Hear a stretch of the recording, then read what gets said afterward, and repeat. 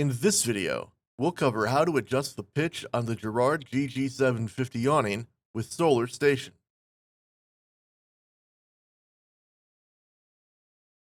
On your screen is a list of tools required to perform the following procedure.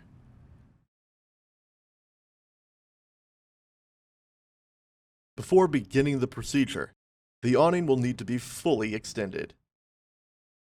Locate the pitch adjustment nut found on the interior rail at each shoulder assembly. Rotate the nut clockwise to raise the pitch.